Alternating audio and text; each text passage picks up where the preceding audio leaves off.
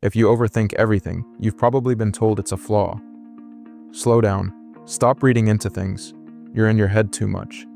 And you've half believed it, because from the inside it can feel like a malfunction, like a brain that won't switch off when everyone else's clearly does. But here's what almost nobody tells you. The thing you've been quietly apologizing for your whole life isn't a defect. It's a set of traits most people simply don't have. Running so fast, you've mistaken it for noise. The researchers who study this keep landing on the same thing. The mind that overthinks isn't broken. It's doing more, noticing more, caring more, all at once. So before you try to quiet it, let me show you what it's actually made of. 5 rare traits hiding underneath the worry. And by the end, the one shift that turns all of it from a trap into the sharpest tool you own. Let's be honest about why this matters. Overthinking gets treated like a cute little quirk, the thing you joke about at parties. But left alone, it genuinely costs you. The sleepless nights replaying one sentence. The decisions you couldn't make because every option spun out into 100 branches. The moments you missed because you were 3 steps ahead, bracing for something that never came. That part is real, and I'm not going to pretend it isn't. But here's the trap most people fall into. They try to kill the overthinking, and without meaning to, they try to kill the exact wiring that makes them perceptive and careful and deep. You can't quietly remove the worry without dimming the gift it's attached to. They're the same circuit, so the move was never to shut your mind off. It's to understand what it's doing, and then point it somewhere better. Start with the 5 traits. I think you'll recognize yourself in all of them. The first one is pattern recognition, and it's the engine under everything else. Your brain is built to spot what doesn't fit. Most people walk straight past the loose thread. You see it, and then you can't unsee it. You catch the tiny shift in someone's tone. The line in the contract that's worded a little strangely. The plan that's quietly missing a step. What feels like spinning is often your mind running the whole situation forward, checking it against every pattern it has ever stored, hunting for the crack. That's not anxiety for the fun of it. That's a threat detection system with the sensitivity turned all the way up. The downside is obvious. It flags things that turn out to be nothing. But the upside is that you're the one who saw it coming, while everyone else was caught off guard.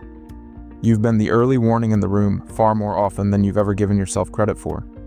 The second trait is deep empathy, and it's why your overthinking so often circles other people.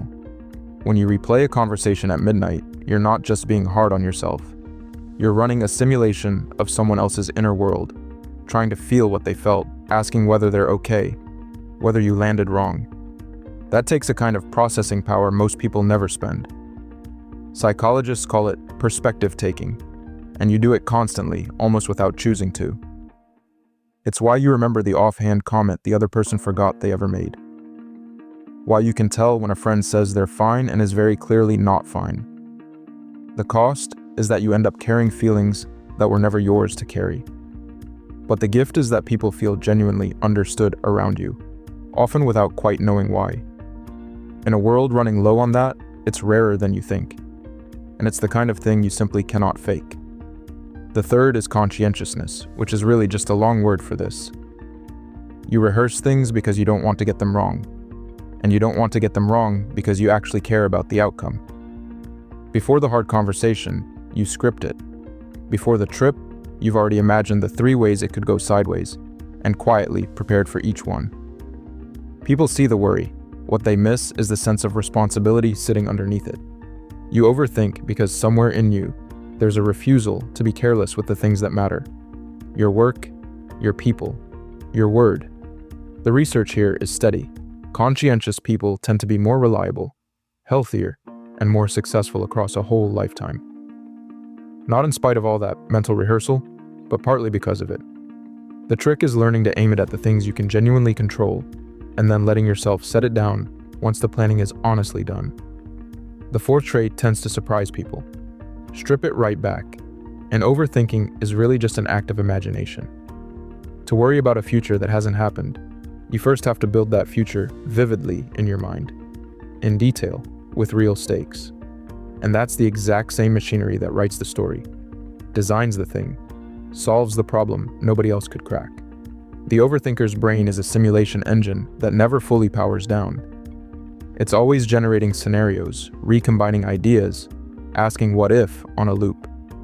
Pointed at fear, it produces dread. Pointed at a problem, it produces the answer that looks, to everyone else, like it came from nowhere. Studies tie this kind of busy, wandering, self-generated thought directly to creativity. Your mind isn't too active. It's a powerful instrument that simply hasn't been handed a big enough thing to chew on. Give it a real puzzle, something worthy of it, and watch where it goes. The fifth is depth, a genuine need to understand things all the way down. You're not satisfied with the surface answer. You want to know why, and then why under that, and then why under that. It's why a single decision can take you so long, because you're not really choosing between two options. You're modeling the entire system they sit inside. People with this trait tend to hold themselves to standards most others would find exhausting.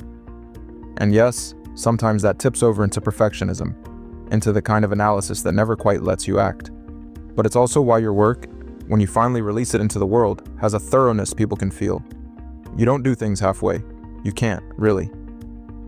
The same mind that won't let a worry go is the mind that won't let a good question go unanswered. And that hunger, aimed in the right direction, is exactly how real depth gets made. So why does it loop? This is the part worth really understanding. When your mind drifts off the task in front of you, a particular network in your brain switches on. It's called the default mode network, and it's the seed of all this. Self-reflection, memory, imagining other people's minds. And someone who overthinks, that network isn't faulty. It's just unusually active and unusually well-connected. The problem shows up when it teams up with the amygdala, your brain's alarm. The default mode network spins up a vivid scenario. The amygdala stamps it as a threat, and that flash of fear loops straight back as a demand for more thinking. Round and round it goes. That's rumination. It's the very same gifted machinery, just caught in a feedback loop with the alarm system. Which means the goal was never to destroy the network that makes you. It's to break the loop, to give that powerful mind something to build instead of something to fear. The wiring is a feature. The loop is the bug. And that's the whole shift, the one thing I'd want you to take from this. Overthinking and deep thinking are not two different things. They're the same engine, just running in two different directions. One of them spins, generating fear about everything you can't control. The other one builds, generating insight about what you actually can. The skill was never to think less. It's to catch the exact moment the engine starts spinning, and gently turn the wheel towards something it can really solve. Ask a sharper question. Put the worry on paper so it stops circling in the dark. Aim it at the work, the idea, the person you can genuinely help.